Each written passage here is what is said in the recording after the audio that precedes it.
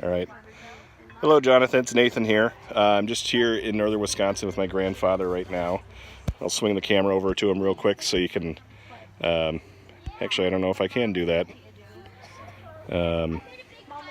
Nope, I can't. Well, here he is. Say hi, Grandpa. Yeah, I'd have to. Hi. I don't know if I have time. So, sun was kind of in the camera's eyes here. I'll try to manage that a little better. But just thought we'd send you a quick video.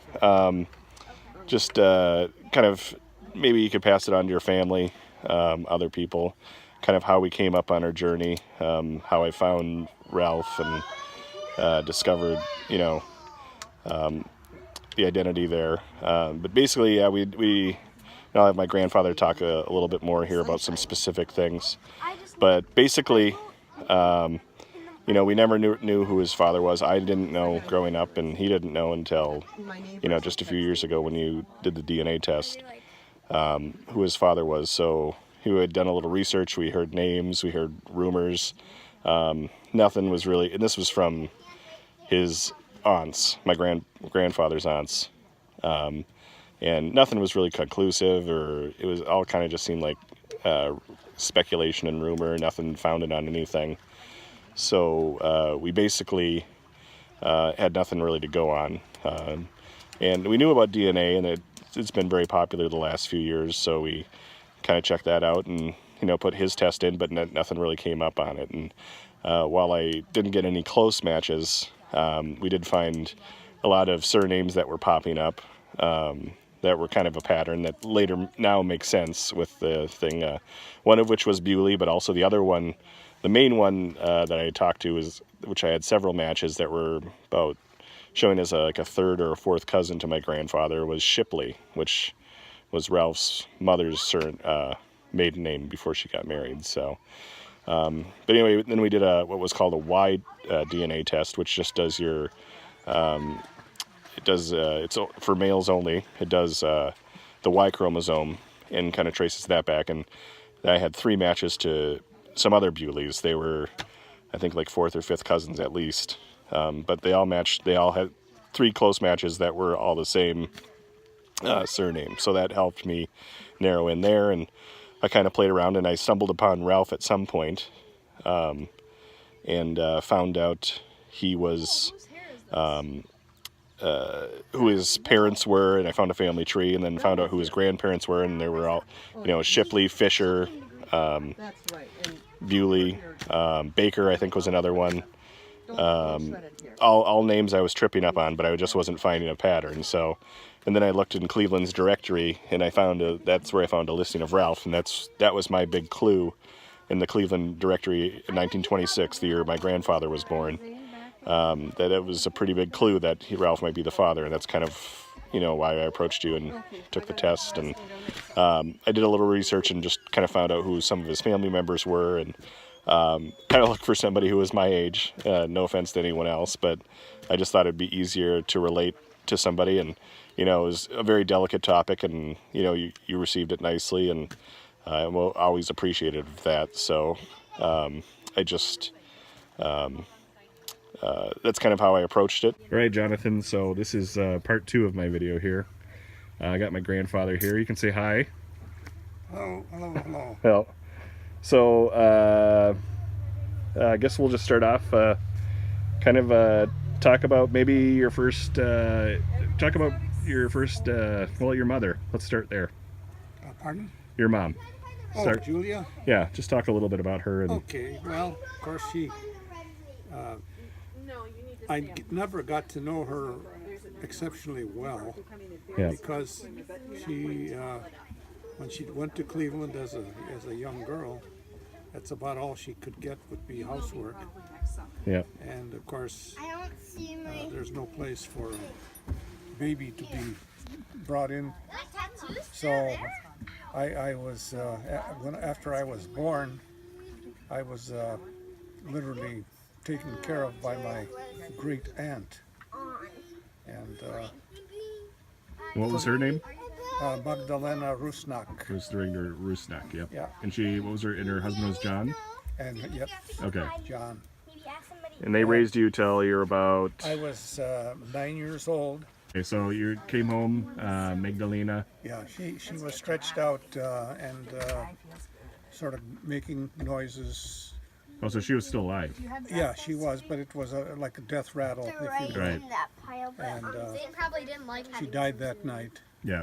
It was a stroke or something, or And then hypertension. Pardon? It was hypertension or a stroke, or She had high blood pressure, yeah.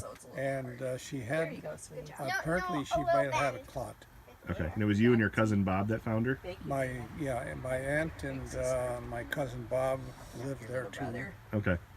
And, Not ready yet. Oh, not ready yet. so then my aunt really didn't feel obligated to take me over. Right. There you go. So then they asked me if I would be interested to go see my grandparents out in Wisconsin. Northern Wisconsin, yeah. And of course, to think that there were cows and pigs and oh my, I was happy to go. But I didn't know it was a plot. Yeah, to get you out there, yeah. I got out there And I don't know if I was paying attention, but we did say that you, like your first with Magdalena, that was in Cleveland, Ohio, right? Cleveland, Ohio. Right, okay. Yeah, that was a Catholic school and stuff. Yeah, on the west side of Cleveland. West side, yep. Slovak community, right? I couldn't say for sure, but I know there were a lot of them there. Okay. Yeah. And your mom was the daughter of Slovak immigrants. Yes. Yeah. That was, and their names were Andrew. Katarina and Andrew or Andre. Andreas Mihalek, which is a play off Mihalek. Yeah, where you pronounce that Mihalek. Yeah. See, that CH is a H. Yeah. Which is Slovak for Michael, correct? That's right. Yeah. That's Michael. So yeah, Andrew and Katarina, they were Slovak immigrants. They came to Cleveland, but that was well before you were born. Yeah. And he found land in northern Wisconsin. Yeah. Grandpa came in. They came independently when they met in Cleveland. Right. He came in 1899, and she came in 1905, and I don't know. They met someplace, whatever it was, and married in Cleveland. Yep. Yeah. But yeah, I know that kind of your time on the farm was. What was your relationship with your grandparents, kind of through time? Well, it was. Well, it wasn't like having parents Right. of your own. I mean, there wasn't. You don't sit on their knees and get cuddled and all that stuff, because they had some of their own kids that were still my age or a little older or even younger. Yeah. There were about 5 of them there, and so I was just sort of I referred to myself as kind of a black crow, I was an oddball. Right. See, and the worst part, Grandpa was able to make me feel at least reasonably at ease. But my grandma, you could tell that this whole thing was a big embarrassment to her. Right. And well, I guess I wasn't supposed to be. Right. So it was a little rough. She was a little rough on you, I would say. It was tough, and it was tough in schools too. Yeah. When they were trying to, well, and who's your father, and I didn't know, and a lot of times I'd be crying because I was, I felt ashamed. Right. So, and through when you lived in Cleveland and when you lived in Muckwa, northern Wisconsin. Yeah. Would you kind of see Julia? You knew she was your mother biologically. She would visit. She would visit me now and again on a Sunday. Yeah. Not every, but a couple times a month. She'd come over and she'd visit with me and so on and so on. She'd take you out for ice cream or something, or yes, yes, that's chocolate, of course. Right. And part of the thing I kind of brought up in the earlier part of the video. You kind of talked about it, like if you kind of inquired who your dad was, she would be kind of, he was German, he was Irish. I've asked her, and I've always had these answers that never really were straightforward. Yeah. Oh, he was Irish, or she said he was German, and so on. And Yeah. my aunts would say, well, they think it was Hungarian Yeah. because there was a pair that lived not too far away, and Right. it went on like that, Right. and so Yeah. Nobody had really any. I no, mean, they had a few no, rumors, but nobody no. had. Well, There was no pattern or no yeah, consistency. as we talked about it, the mores were quite severe. They were quite strong, and Right. people frowned upon that, and well, it was very uncomfortable, Yeah. to Yeah. say the least. And from what we can surmise, she kind of felt shame about it, and Yeah, obviously her she sisters didn't and want her to mother she didn't really want to talk about it, Yeah. and so I never pushed her. I figured, well, so be it. Yeah. You know, what is it is, and so I stayed with my grandparents, went through high school, Yep.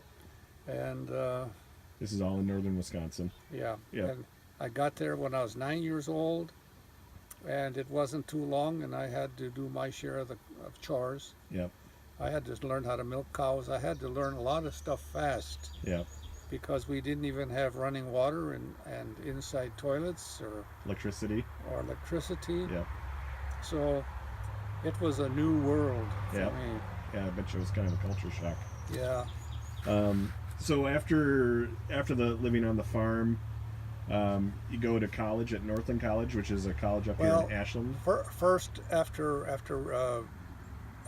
high school, Army. Well, that was right away in the Army. I was drafted right Okay, away. I had my timeline backwards. I thought that was in later. I was drafted in, and I was in the infantry in Alabama. I trained there, and then while I was there, the Germans collapsed May, and we had a big parade, Right. VE Day. Yep. And then we continued on our training, and finally we went into convoy, and we actually were going to invade Japan somewhere around the 1st of November. And so we struck, we went out to the Pacific. Right. And luckily for me, I was 28 days on the ship, Right. and the atomic bombs had fallen. Yeah, you were crossing the Pacific, right? Yes, I was Yep. in the middle of the Pacific. So then we started lollygagging because we hung up at the Marshall Islands, we hung up at the Caroline Islands, Yep. dropped us off in the Philippines. Were you in Korea at one point? Eventually, Yep. yeah. And then Not the Korean War, but you were stationed in Korea for. yeah. Okay. I got dropped off in Okinawa first, Right. and that's when I was transferred from infantry up to the combat engineers. Yep. Yep. And Absolutely. and then I went to South Korea and stayed there in occupational force, Right. and discharged there. So Okay. So after the war, you went in. Then you went to college. Were you a GI scholarship? Or? yeah. I first knocked around like most people, knocked around different little jobs. I hauled milk on a truck, Right. and to a cheese factory, and I worked in a garage. Is that the Muckwa cheese factory? Yeah. Yeah. The Muppet Cheese Factory, and worked in they made plywood or something like that, Yeah. and then I went to work for the conservation department, or as they are now, the DNR, Yep.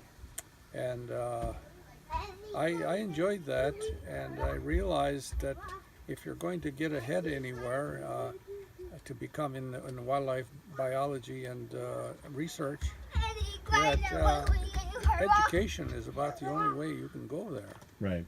Otherwise, you're going to be like an assistant, and you're just going to be doing. So I made up my mind. I said, "Well, I've got my GI Bill. I'm going back to Ashland Right. and Northland College." And I went there, and I was a little bit reluctant because I said, "Hey, I don't know if I can really make it." Right. I mean, college, that was way over my head. I thought, well, Right. turned out not to be quite that bad, Right. you know. And in fact, I did quite well, really. Right. And as I took up my science classes and so on, thinking that I'm going to go back to DNR, Right. and I thought, well, gee, why don't I take some of the teaching classes and have a license in my back pocket if I care to use it? Right. Well, of course, then I got out of college and I said, I'm going to try a teaching job. And well, let's make a long story short. I stayed teaching mostly chemistry, biology, and so Right. on and so on. And 30 years later, I retired. Yeah.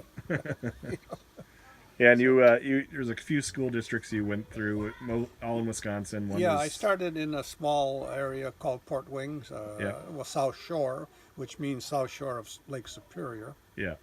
Just a small country school. Then you went to Green Bay. And I went to Green Bay, and That was just a year, though. That was a pretty active town, but I still liked my trees and my animals Right. better. And the job in Ashland opened up, which was close to the farm that I was raised on, Right. and I took the Ashland job. And you were there how many years? I stayed there 27 years. 27. Okay. Yeah, So 30 years in teaching, pretty much altogether. Okay. yeah, and that gave me the privilege of being in the forested areas, the Yeah. fishing, the natural area. Yeah. So I know we kind of jumped past it, but you talked about your grandmother and how she was kind of cold to you, I guess is a Well, nice.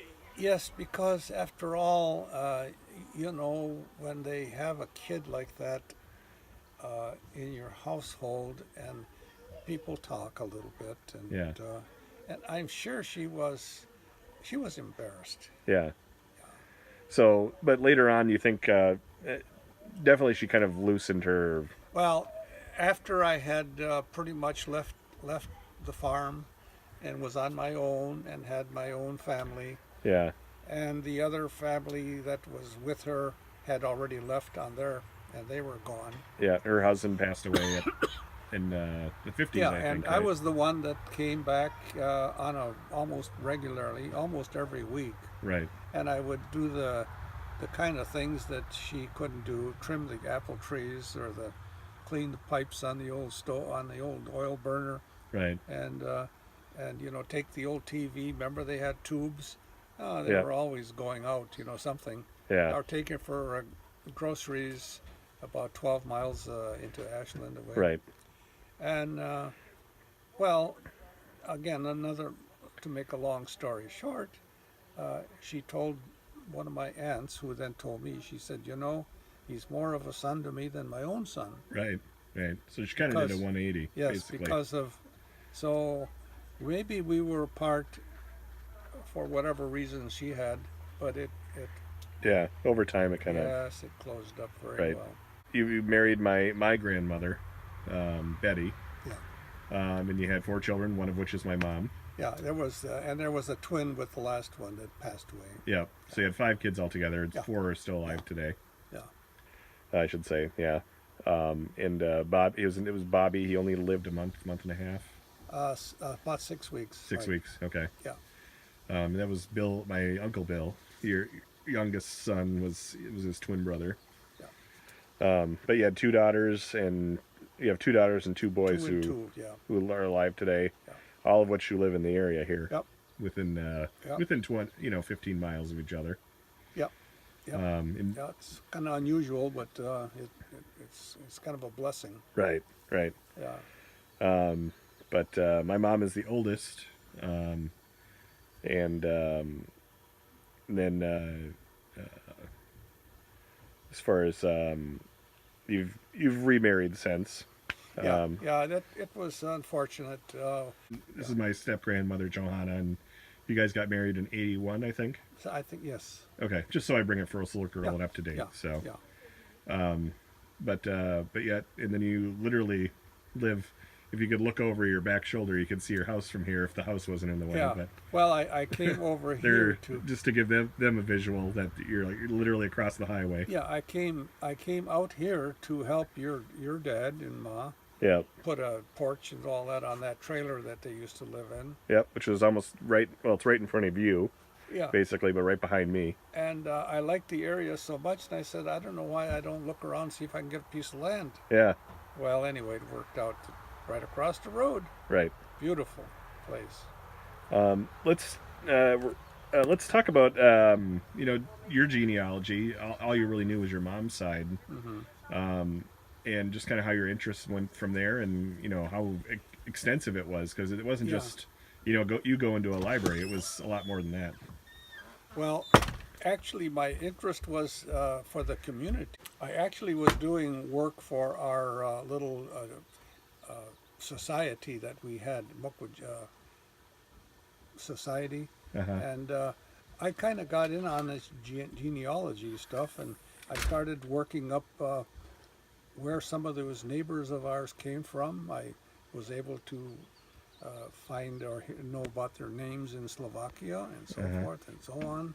Of course, eventually I got there 6 times, right, and met actually some of the people firsthand, including some of my own relatives on my grandparents' side.